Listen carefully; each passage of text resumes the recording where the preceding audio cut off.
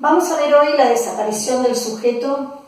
Es un texto de Peter y Krista Bürger y nosotros tenemos como lectura obligatoria el capítulo 1, que se denomina también Introducción, y el capítulo 2. Pero como sucede a menudo, a veces las introducciones son mejores leerlas después, es mejor leerlo después que el libro. Hay introducciones que de verdad nos preparan para lo que estamos por leer y que son imprescindibles. Me parece a mí, me da la sensación de que esta introducción, que no es de fácil lectura, nos va a aportar más si la leemos después. Así que voy a empezar por el capítulo 2. Ustedes vean que el texto tiene por título La desaparición del sujeto. Pero para llegar a la desaparición, que después vemos de qué manera llegamos, tenemos que comenzar por el descubrimiento del sujeto moderno. No vamos a hablar de la desaparición si no revisamos primero cómo nace el sujeto moderno. ¿Y qué quiere decir sujeto moderno? Y cuáles son los que, por lo menos Bürger, considera los pensadores fundamentales para poder reflexionar sobre el nacimiento de lo que se denomina sujeto. Yo les presento acá los 5 pensadores que va a tomar Bürger. San Agustín, noten la diferencia de siglos, especialmente con San Agustín.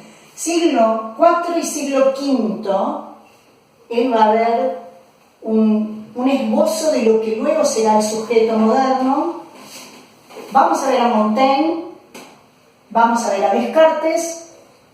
Vean que ya Montaigne siglo XVI y todos los que siguen son siglo XVII. Montaigne siglo XVI, René Descartes siglo XVII, Pascal siglo XVII, La Rochefoucauld siglo XVII. Quiere decir que lo que él considera descubrimiento del sujeto moderno es justamente lo que vemos son los albores de ese sujeto. Siglo XVIII va a estar muy instalado ya el sujeto, en plena ilustración. Estamos en el nacimiento. Vamos con San Agustín. Voy a borrar acá. Vamos a dejar a Montaigne también.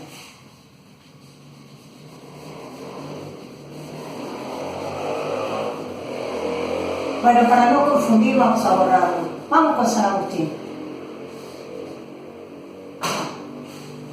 Hace unas semanas yo les comenté que el pensamiento antiguo se cristianizó en la Edad Media con lo que conocemos como la patrística, y hay 2 santos o 2 padres fundamentales que son San Agustín y Santo Tomás. Para ordenar, podríamos decir que en la antigüedad, con 2 grandes pensadores, vamos a ser muy esquemáticos, con Platón y con Aristóteles, aparece una noción de hombre que quiero reparar antes de entrar en San Agustín, quiero reparar en esto.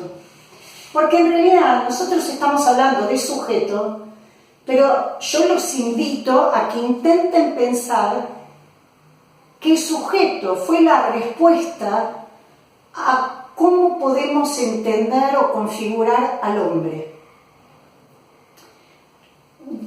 En la edad contemporánea, en los textos que ustedes pueden leer en general, se ve sujeto y todos entendemos un hombre, una suerte de humanidad.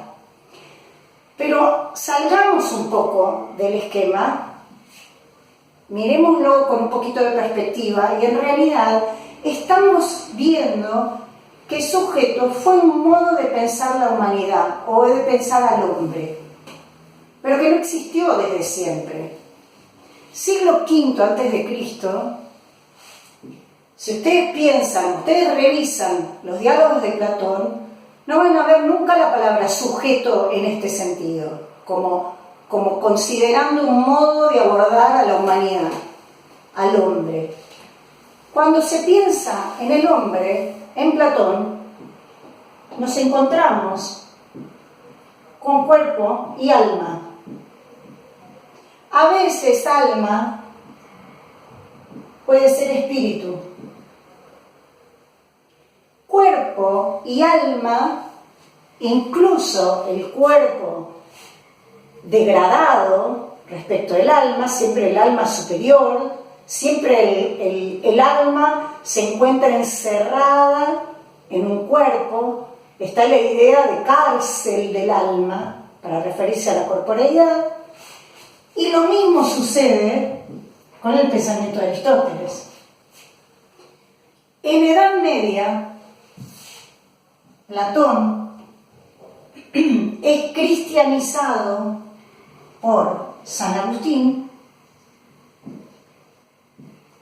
y Aristóteles es cristianizado por Santo Tomás. Quiere decir entonces que cuando Bürger revisa San Agustín, muchos de los conceptos agustinianos están ya inscritos en Platón, solo que hay un ingrediente que no estaba en Platón y es Dios.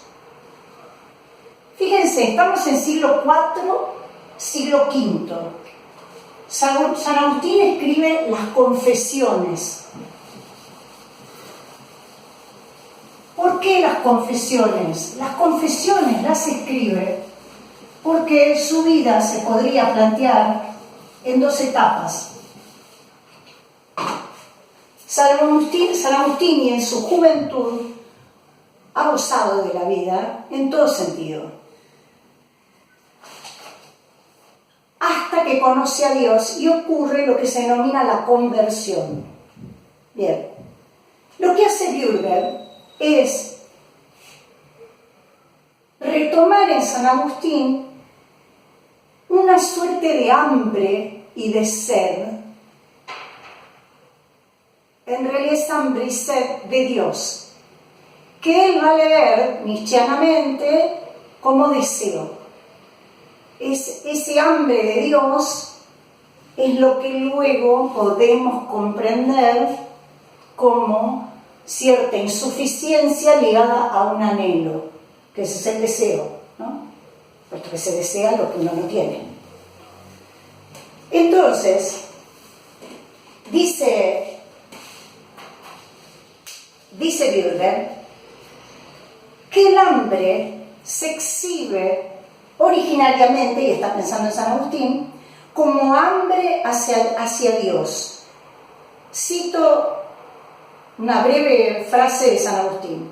Dice a San Agustín en las Confesiones: en el interior surgía un hambre despertada por ti mismo, mi Dios, mi alimento interior. Está el hambre y el alimento. Bien, hay un deseo de Dios, un deseo del Agustín joven, que todavía no lo tiene a Dios como un suceso interior, sino que la idea sería que Dios le pone el hambre al hombre. Lo repito, no es que surge un deseo de Dios desde un interior de San Agustín, sino que es Dios el que le pone el hambre al hombre. Ya ahí ustedes pueden notar la mediación. Empieza a aparecer un tercero que sería Dios, o un otro, podríamos decir, un otro que es Dios, que interviene en mi espíritu, en mi alma, porque todavía acá hay una consideración de cuerpo y alma, aunque empiece a esbozarse y a trasladarse hacia lo que vamos a entender como sujeto. En Agustín, entonces, lo que ustedes van a notar al leer, si leen las Confesiones, están online, en PDF, se pueden leer, pero algo importante que quiero que tengan marcado, porque después es lo que se pierde o se desdibuja, y es que aparece lo material, por un lado, ligado a lo exterior, y lo que es lo interior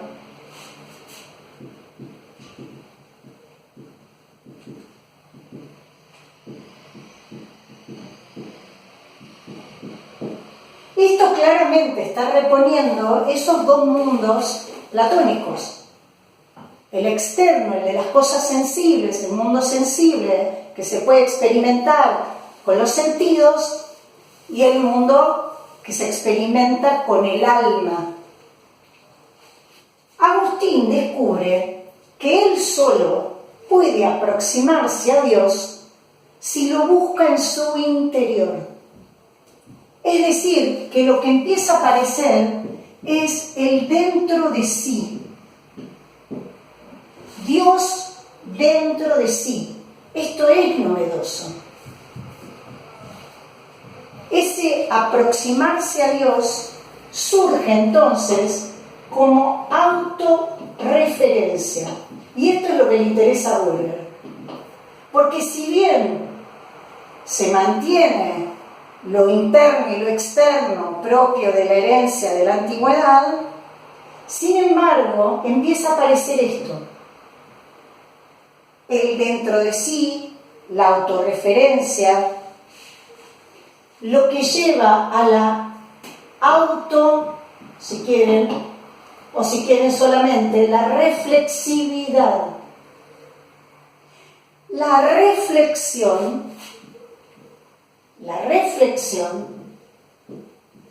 es la flexión sobre sí, ¿verdad?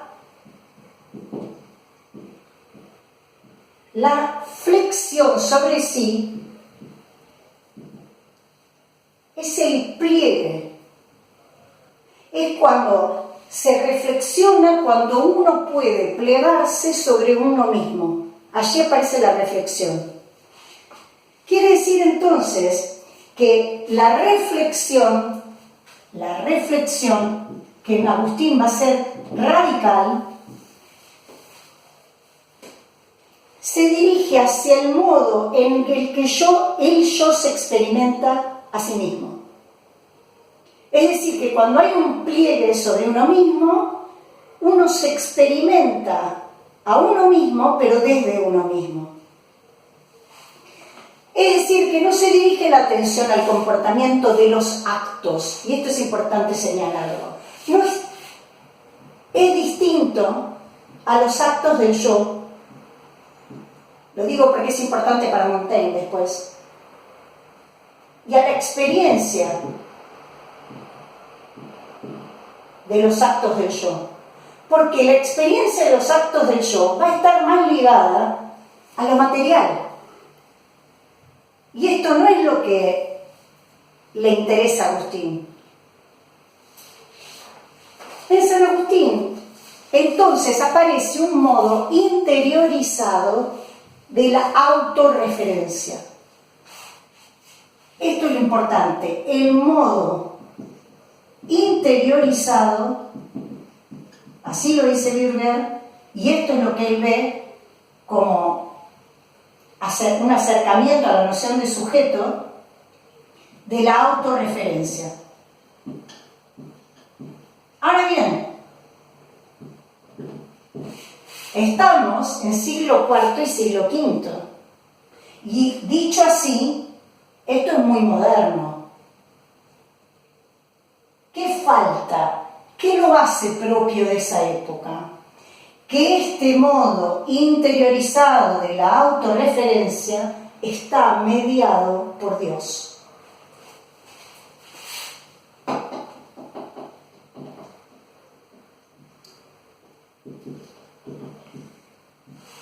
Esta mediación divina es lo que se va a ir perdiendo en la modernidad. Dice San Agustín, cita, yo no podría ser Dios mío en absoluto si no estuvieras en mí. Entonces, ¿a quién le escribe las confesiones San Agustín? A Dios. hay un tú evocado permanentemente. Todo lo que está, la confesión no es de él para él mismo.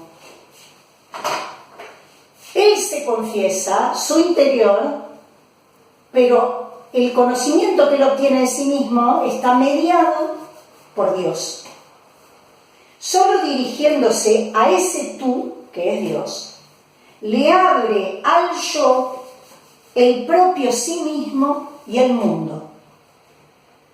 No tiene la posibilidad de abrir su yo él por sí mismo y de manera autónoma.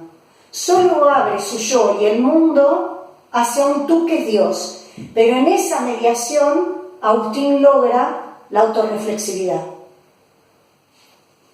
En el dirigirse a Dios están contenidas entonces dos representaciones que se van a separar después en el desarrollo posterior del pensamiento, se van a separar. Pero por un lado está que en esa confesión él logra cierto apaciguamiento, cierta calma y que se va a asociar a la felicidad.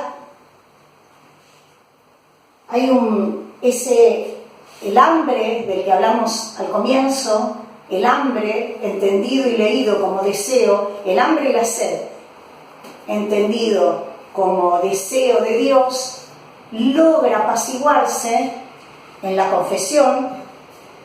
Y por el otro lado hay un modo de realización del yo. Para narrarse, para que un yo pueda narrarse, tiene que saber lo que es.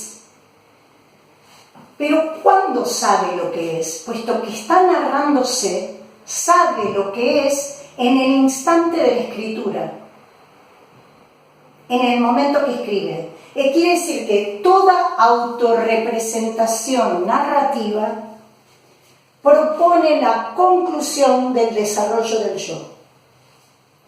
Significa, si uno lo puede decir de otra manera, que como San Agustín tiene dos etapas, pero hay una etapa en la que se convierte, y ahí aparecen las confesiones,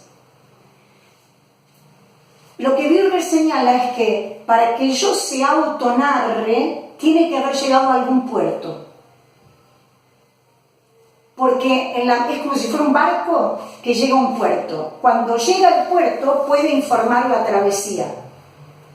Quiere decir que cuando él llega a la conversión, que sería su puerto, recién ahí él puede autopensarse e incluso reflexionar sobre su vida sin Dios, su vida pasada, con placeres, goce, desbordes. Recién ahí él puede hacerlo. Quiere decir que el apaciguamiento del que habla San Agustín y que refiere Bürger es la llegada al puerto. Y la llegada al puerto le sucede después de que él puede dirigir la palabra de Dios. Y esa es la fórmula de la constitución del yo en San Agustín. Sin esa llegada al puerto, no puede hablar de él, no puede hablar de sí mismo. Esa es la experiencia que informa San Agustín. Nos resulta difícil, nos resulta difícil entender todo esto porque en la modernidad, no hablemos ya de nuestra época, como decrece lentamente y paulatinamente la fe, cuesta un poco entender este mecanismo agustiniano, pero el saber que se genera y se produce en torno a la dependencia de un yo, tenemos que tener claro que es en referencia a un tú. Para la modernidad, esto no va a hacer falta. En la modernidad el yo se abre a la autoconciencia de manera directa, tiene acceso a él mismo de manera directa. Y eso va a caracterizar el pensamiento de la modernidad. Entonces, las confesiones de San Agustín, en algún punto nos pueden resultar próximas, porque la verdad que aparece por primera vez algo así como la interioridad moderna, como si fuera una proto-interioridad moderna. Por el otro lado, porque si ustedes tienen la experiencia de leer, aunque sea algunos párrafos de las Confesiones de San Agustín, van a notar la familiaridad con el género autobiográfico.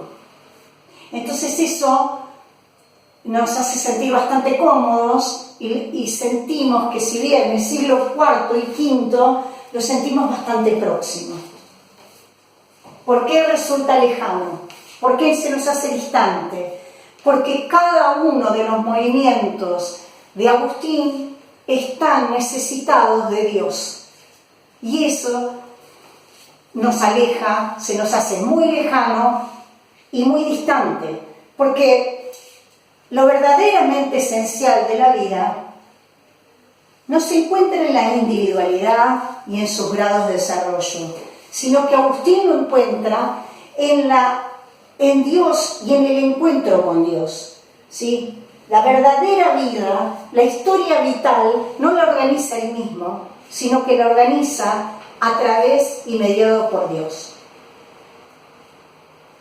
Algo muy moderno, otro ingrediente que Bürger lee, que es muy moderno en San Agustín, además de eso que nombramos recién, que es lo que nos hace próximos a la escritura y al pensamiento de San Agustín, es, vamos a ponerlo por acá, es que en Agustín comienza a aparecer la duda.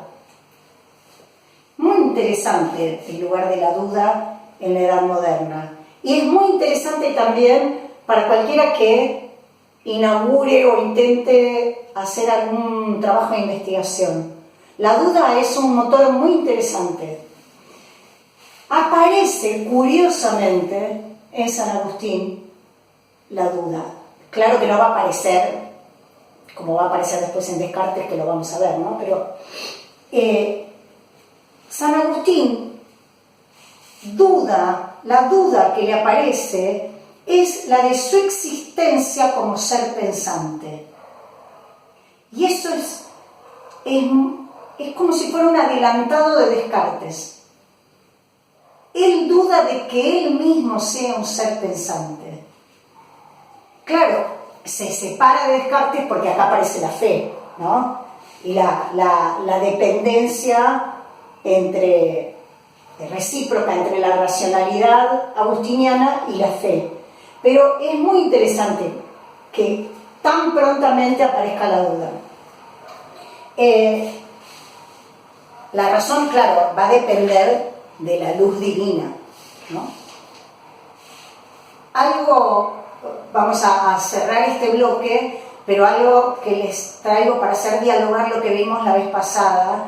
Fíjense que Calinescu nos mostró una periodización y luego que nos muestra la periodización es como que comienza a borronearla. Una vez que la tenemos clara, empieza a haber como excepciones, ¿no? Como cierto desdibujamiento de esa periodización. Fíjense cómo, si uno quiere decir que la duda aparece en la Edad Moderna y es fundamental como motor del conocimiento, fíjense que ya uno puede decir que en algún punto San Agustín tiene una impronta moderna y sin embargo pertenece a la Edad Media, y sin embargo ya aparecen elementos en el siglo IV y siglo V de alguna especie de sujeto, pero no habla de sujeto porque está mediado, pero sin embargo aparece cierta interioridad propia del sujeto moderno. Es como para ir notando que hay elementos que cuando luego surge la duda o surge la interioridad de la subjetividad, no es que surge de la nada. Ya venía insinuándose el pensamiento desde esos lugares. Claro que puede ser que uno lo interprete luego como que, floreció en la Edad Moderna. Bueno, pero no surge de la nada. Bueno, próximo autor, Montaigne.